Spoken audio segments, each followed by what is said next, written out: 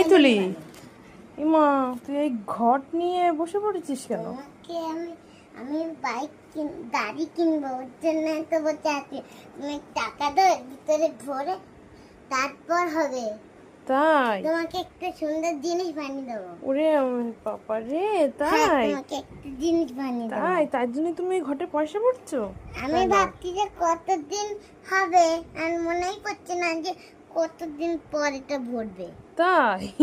এটা তো অনেক দেরি আছে, এই দেখো এখনো, দেখেছো? অনেক টাকা জমেছে তা। হ্যাঁ, না ওইভাবে না, একটা ভাঁজ দাও, একটা ভাঁজ দাও। এইগুলো না, এইগুলো না, এইগুলো না, ওই দুটো ধরো। ওইভাবে না, ওইভাবে না, এই দুটোই তোমার টাকা, এটা এগুলো তোমার টাকা। দাঁড়াও আমি ভাঁজ দিয়ে দিই সুন্দর করে। নাও, একটা একটা করে রাখো এর ভিতরে। একটা প্রথমে আগে একটা রাখো, একসাথে না, আগে একটা একটা একটা করে রাখো রাখো। হচ্ছে না, ছেড়ে না যেন। নাও আরেকটা। কিনে মনে হয়।